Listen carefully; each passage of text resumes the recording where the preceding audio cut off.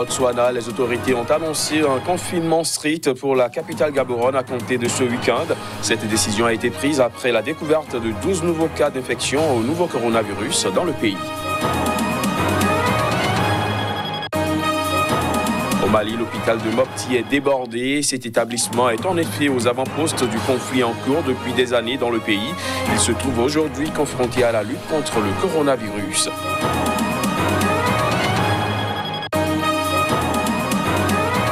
Et puis en Tunisie, 3 nouveaux corps de migrants ont été repêchés après le naufrage de leur bateau, ce qui fait monter le bilan à 55 morts. Parmi les victimes figurent des femmes, des hommes, mais aussi 2 enfants.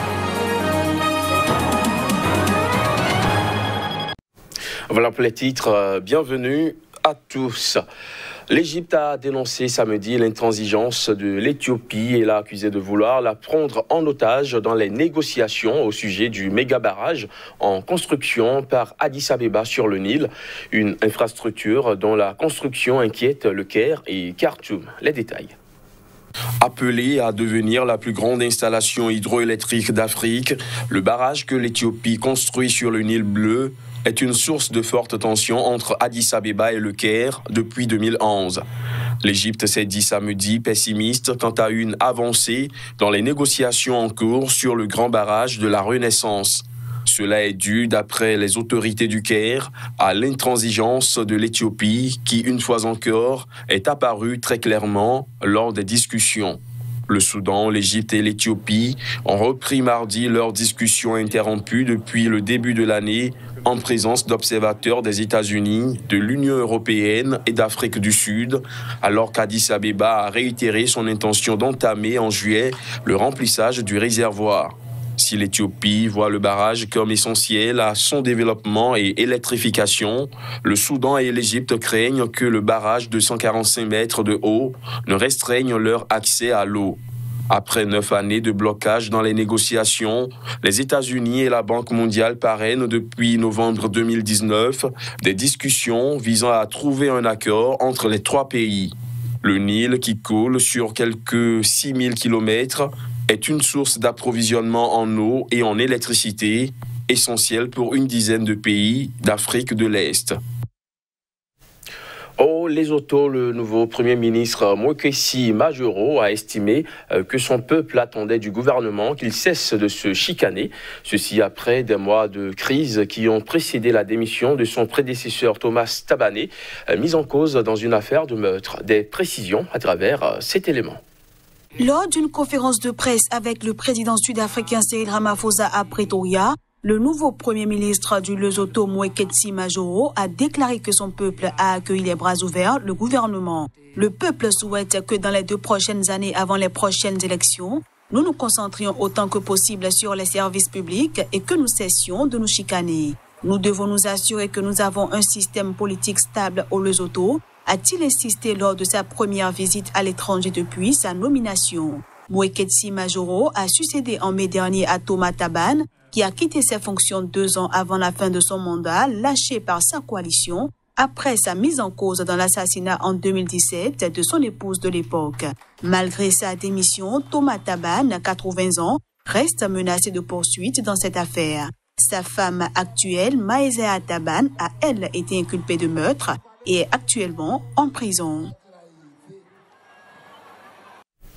En bref, en Côte d'Ivoire, le COJEP, le parti de l'ex-chef des jeunes patriotes ivoiriens Charles Blé Goudé, a lancé samedi une plateforme dénommée La Voix du Peuple. Il s'agit d'une plateforme destinée à mobiliser 3 millions de nouveaux électeurs et peser sur la présidentielle d'octobre prochain en Côte d'Ivoire. Fort de ces 3 millions d'électeurs, La Voix du Peuple voudrait être en mesure d'auditionner chaque candidat à la présidentielle sur son programme, l'entendre sur le volet consacré à la jeunesse et peser sur le scrutin, a expliqué Charles Blé Goudé depuis La Haye par visioconférence. Au Burundi, le nouveau président Évariste Ndayishimiye doit être investi le plus rapidement possible, ceci après la mort soudaine de son prédécesseur Pierre Nkurunziza. Il s'agit là de la décision rendue par la Cour constitutionnelle du pays pour pallier à une vacance de pouvoir. La mort inopinée de Pierre Nkurunziza au pouvoir depuis 15 ans a ouvert une période d'incertitude pour le Burundi, dont l'histoire est marquée par des crises politiques meurtrières et une longue guerre civile. Selon la Constitution de 2018, en cas de vacance de poste définitive de la présidence, l'intérim est censé être assuré par le président de l'Assemblée nationale, poste actuellement occupé par Pascal Nyabenda. Mais la Cour constitutionnelle a considéré que l'objet de l'intérim disparaît par le fait juridique de l'existence d'un nouveau président élu. Pour éviter toute turbulence, la Cour a donc ordonné que le général Évariste Ndayishimiye prête serment le plus tôt possible. Considérant cependant que le décès du président Pierre Nkurunziza survient au lendemain des élections ayant donné lieu à l'élection d'un nouveau président en la personne de M. Évariste Ndayishimiye, qui n'attendait que la prestation de serment pour prendre ses fonctions, la Cour décide que la saisine est régulière, qu'elle est compétente, que la requête est recevable, que le poste de président de la République du Burundi est vacant, qu'il faut procéder le plus tôt possible à la prestation de serment du président élu en la personne de M. Évariste Ndayishimiye. Le général Ndayishimiye, dauphin désigné de Pierre Nkurunziza par le parti au pouvoir, avait remporté la présidentielle du 20 mai dernier avec 68,70% des voix. Il devrait initialement prendre ses fonctions le 20 août prochain, à la fin du mandat de Pierre Nkurunziza, décédé lundi à l'âge de 55 ans, officiellement d'un arrêt cardiaque. Au Botswana, les autorités ont annoncé un confinement strict pour la capitale Gaborone à compter d'hier samedi. Cette décision a été prise après la découverte de 12 nouveaux cas d'infection au coronavirus dans le pays, dont la moitié concentrée dans la capitale. Voici les images. À la suite de la découverte de nouveaux cas de Covid-19 à Gaborone, le groupe de travail présidentiel sur la pandémie a pris la décision d'imposer un confinement dans la région de Gaborone. Cette décision prend effet à compter de ce samedi et pour une durée indéterminée, a annoncé le coordinateur de ce groupe de travail, Kering Masupu. Dans un communiqué, il explique que cette décision signifie qu'il ne peut y avoir aucun mouvement sans autorisation et que seuls les services essentiels sont autorisés. Personne n'est autorisé à quitter la région de Gaborone, a-t-il encore précisé. Cette semaine, l'Organisation mondiale de la santé a prévenu que la pandémie s'accélérait en Afrique, continent qui a jusqu'à présent été moins touché que l'Europe, l'Asie et l'Amérique par le virus. Au Mali, l'hôpital de Mopti est débordé. Cet établissement est en effet aux avant-postes du conflit en cours depuis des années dans ce pays. Il se trouve aujourd'hui confronté à la lutte contre le coronavirus. Reportage. L'hôpital de Mopti ne désemplit pas depuis quelques mois. Ici, 3 médecins font tourner vaille que vaille les différents services qui débordent de malades. En 2018, nous avons reçu 158 blessés de guerre, que ce soit des civils comme des militaires. Et en 2019, nous avons reçu 682 patients. Aux avant-postes du conflit en cours depuis des années au Mali, l'hôpital de Mopti accueille en majorité des blessés liés au conflit intercommunautaire et des blessés de guerre. À cela s'ajoutent désormais les malades du Covid-19.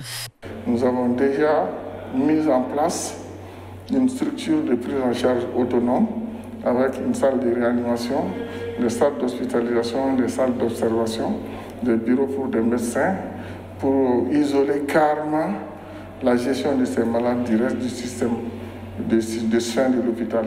Donc un malade souffrant de Covid qui rentre à l'hôpital est directement dirigé dans ces centres et géré jusqu'à sa sortie et n'a aucun lien, aucun rapport avec les autres patients de l'hôpital.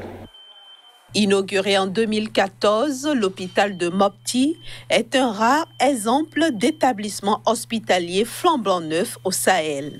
Il avait surtout vocation à traiter les blessés du nord du pays où les soldats maliens faisaient la guerre aux indépendantistes d'abord, puis aux djihadistes. En Tunisie, 3 nouveaux corps de migrants ont été repêchés dans la nuit de jeudi à vendredi après le naufrage de leur bateau, ce qui fait monter le bilan total à 55 morts selon un responsable de la protection civile. Parmi les victimes figurent des femmes, des hommes, mais aussi 2 enfants.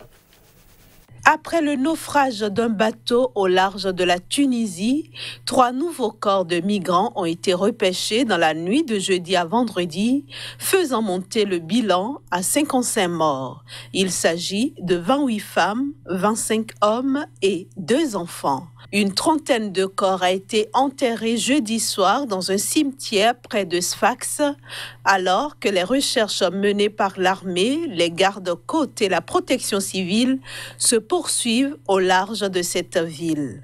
Originaires d'Afrique subsaharienne pour la plupart, les victimes se trouvaient à bord d'une embarcation clandestine partie de Sfax en direction de l'Italie dans la nuit du 4 au 5 juin, selon des témoignages recueillis par les autorités.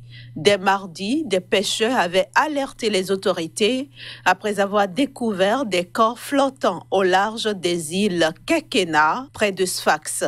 Le capitaine de l'embarcation, un Tunisien de 48 ans originaire de Sfax, fait partie des victimes et le tribunal a conclu à un naufrage. Cette nouvelle tragédie en Méditerranée est intervenue après une importante hausse début janvier des départs de Tunisie vers l'Europe, notamment de personnes originaires d'Afrique de l'Ouest, selon l'ONU. Fin de ce JT, merci de l'avoir suivi.